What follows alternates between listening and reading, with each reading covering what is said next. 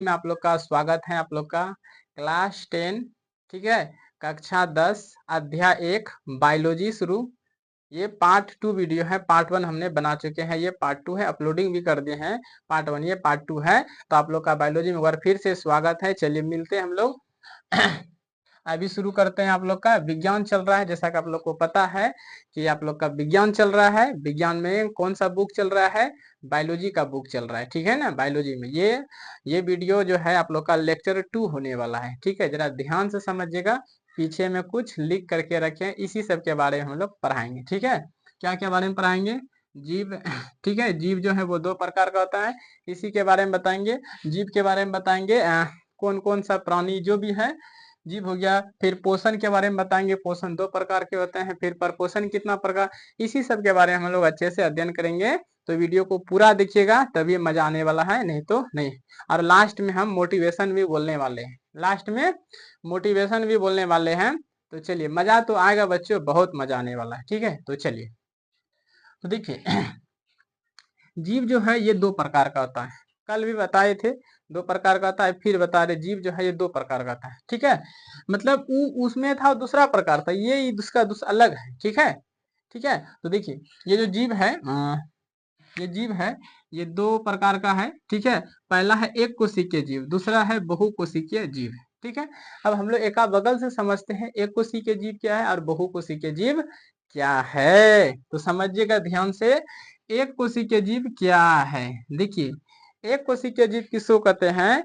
जो एक कोशिका से मिल करके बने, कोई भी जीव हो या जंतु हो जो एक कोशिका से मिल करके बने होते हैं, उन्हें हम लोग कहते हैं एक कोशिकीय जीव। जो एक कोशिका से मिलकर के बने हुए जीव रहते हैं, उन्हें कहते हैं हम लोग एक कोशिकीय जीव। समझ में आ गया? तो बताइए, एक कोशिकीय जीव किसको कहते हैं? बताइए तो। जो एक कोशिका से कोई भी जीव है, सुनिए ध्यान से, कोई भी जीव है जो एक कोशिका से मिलकर के बने होते हैं, उन्हें कहते हैं हम लोग एक कोशिकीय जीव, ठीक।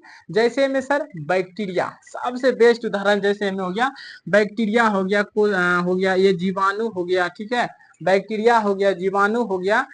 तो जितना दुनिया में जितना भी जीव है, शैवाल भी है, दुनिया में जितना भी जीव है जो एक कोशिका से मिलकर के बने आते हैं, उन्हें एक कोशिकीय जीव कहते हैं। एक कोशिकीय जीव में आप लोग को कोई दिक्कत नहीं है कि नहीं? हम लोग सर, हम लोग में पूरा कोशिका भरा, हम लोग बहुकोशिकीय में जाएंगे। देखिए, बहुकोशिकीय जीव किसको कहते हैं? जो देखिए सिंपल सा परिभाषा है इसका, आप लोग नोट्स भी बना लीजिएगा। जो एक कोशिका, देखिए बहुकोशिकीय जीव किसको कहते हैं? जो बहुत सारे कोशिका से मिल करके बने होते हैं, उन्हें कहते हैं हम लोग बहुकोशिकीय जीव। जैसे कि आपको कल हम बताए थे कि हम लोग का जो पूरा शरीर है केवल और केवल कोशिका से मिल करके बना भरा हुआ है कि नहीं? कोशिका है इसमें भरा हुआ है कि नहीं? तो हम लोग, आप बताओ, हम लोग के शरीर में एक कोशिका है कि या बहुकोशिकीय जीव है? हम लोग बताइए तो, आप लोग कमेंट कर दीजिएगा। तो इसका उत्तर है हम लोग सर, हम लोग हैं बहुकोशिकीय जीव है। बहुत सारे कोशिका में हम लोग के शरीर में भरा हुआ है, इतना कि आंख से नहीं दिख सकते हैं, वो गिन नहीं सकते हैं, बहुत सारा कोशिका है। तो समझ में आ गया? तो पूछेगा जैसे मनुष्य हो गया, प्राणी हो गया, पेड़ पौधा हो गया, ये सभी मतलब दुनिया में जितना भी चीज हम लोग देख पाते हैं ना, वो सभी बहुकोशिकीय जीव है। जैसे गाय हो गया, घोड़ा हो गया, हम लिख भी दिए ना यहाँ पे, देखिए गाय हो गया, आदमी, प्राणी इत्यादि, ठीक है।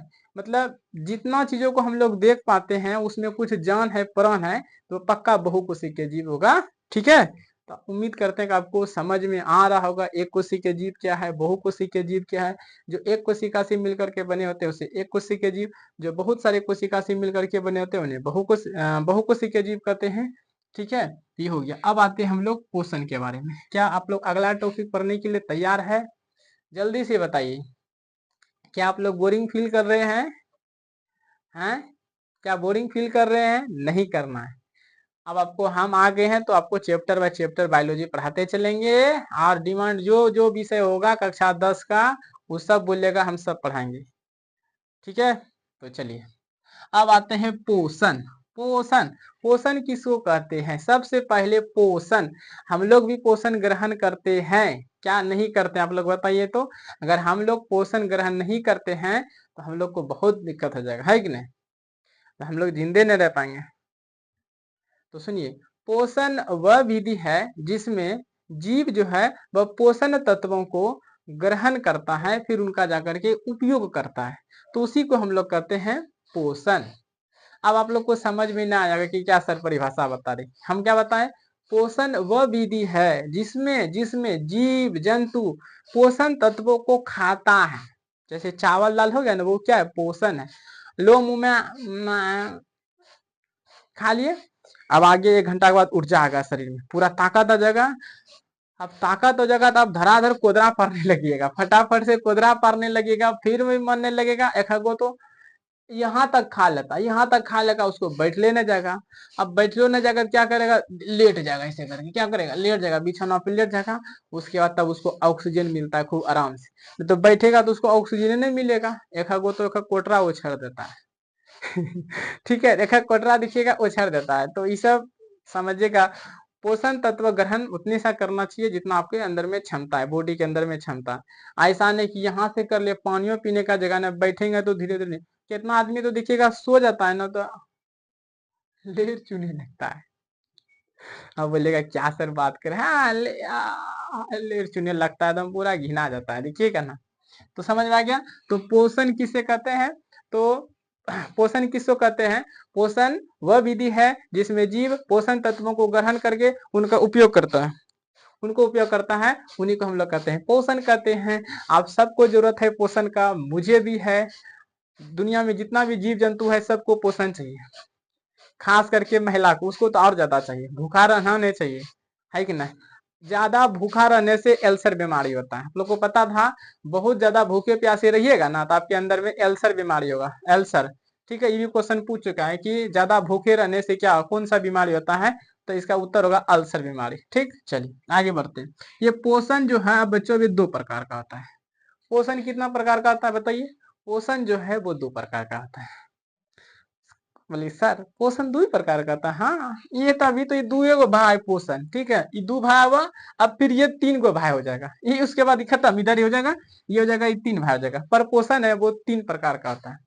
तो क्या आप पढ़ने के लिए तैयार है, एकदम मस्ती से पढ़िए, बहुत मजा आने वाला। हम नहीं चाहते कि मेरा वीडियो लंबा बने, है कि नहीं, छोटा छोटा वीडियो बनाएंगे लेकिन मजेदार बनाएंगे, है कि नहीं, वो वाला उछलने वाला नहीं। चलिए देखिए, अब हम लोग आते हैं, पोषण जो है वो 2 प्रकार का होता है। दो, पहला है, पहला लिख दिए हैं स्वपोषण और दूसरा लिख दिए हैं हमने परपोषण। ठीक है, अब समझिएगा ये जो है स्वपोषण क्या होता है, वैसे जीव जंतु पेड़ पौधा जो अपना भोजन खुद बनाता है खुद खाता है।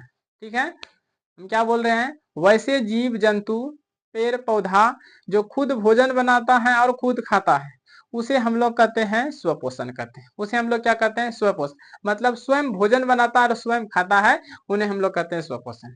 राइट, भूलिएगा नहीं।